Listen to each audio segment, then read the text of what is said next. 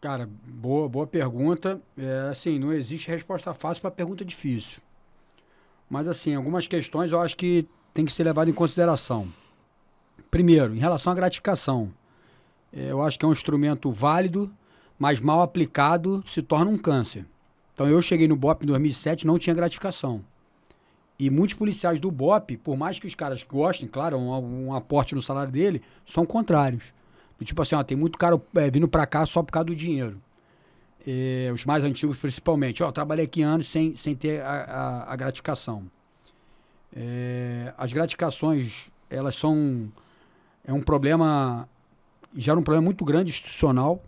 Primeiro é a divisão. E não só as gratificações dentro, as gratificações fora. Por quê? Porque nós pegamos bons valores, como você, como o Sá, e o cara vai para fora. E o cara tinha que estar aqui dentro, né? Então, eu acho que a gente tem que rever essa questão da gratificação e gratificações principalmente no comando. Por quê?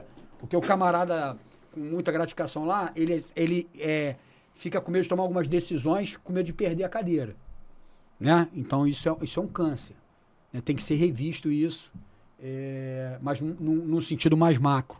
Também não adianta. Aí eu vou cortar a gratificação da PM e da Polícia Civil. Aí o cara vai sair da PM para ir para lá e vice-versa. Tem que ser em âmbito de Estado, como Minas Gerais fez. Minas Gerais, o governador lá, o Romeu Zema, ele reviu essa questão de gratificação lá. E hoje as gratificações lá são mais realistas, né? E são mais justas. E isso acabou criando mais estrutura para a própria Polícia Militar. Uma outra questão que eu vejo em relação a essa valorização do BOP, uma coisa que fez muito o BOP crescer foi uma linha de comando. O que significa isso? O BOP hoje tem um atual comandante e já sabem pelo menos quem são os dois próximos, a não ser que aconteça algum problema grave. Então você tem uma linha de comando e essa linha de comando favorece muito a unidade. Por quê? Porque o próximo comandante ele só vai dar continuidade no trabalho do atual. Então, você não tem aquele retrocesso natural do sistema político, né? Que acontece muito na própria PEMERG. Ou seja, você tem um comandante, virou o tabuleiro do sistema político, vem um comandante diferente, o camarada tem até bons projetos do antecessor, mas ele muda só porque é do antecessor. No BOP isso não acontece. Você já criou uma estrutura de comando onde os processos eles não são interrompidos. Então eu peguei lá, Coronel Pinheiro Neto, passou pro Coronel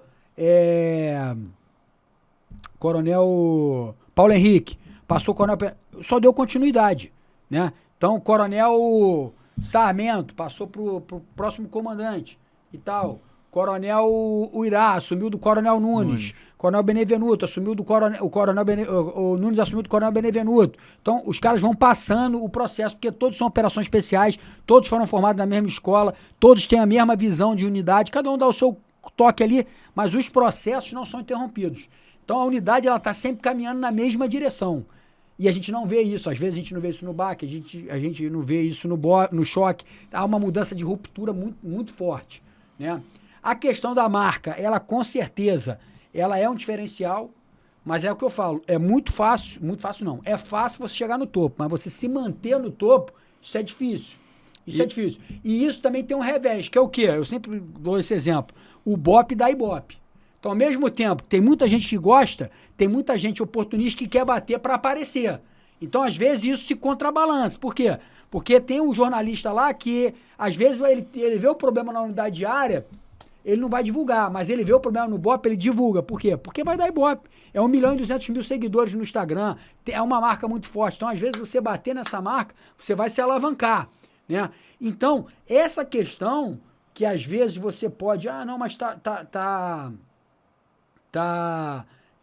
é um favorecimento, isso tem a ver com tudo isso que eu estou falando, né? Se você for prestar atenção... Tem facilitadores para que isso aconteça. Em comando geral, né, eu peguei já quantos comandantes geral operações especiais? Coronel Mário Sérgio, Coronel Pinheiro Neto, Coronel Paulo Henrique foi chefe de Estado-Maior. Laviano. Coronel Laviano. Ou seja, entendeu? Virou uma marca de qualidade.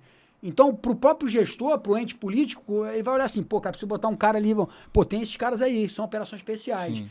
E aí, automaticamente, as coisas vão acontecendo, porque você tem um caveira lá e o cara vai olhar para a unidade, ele conhece a unidade, ele sabe as necessidades da unidade, né?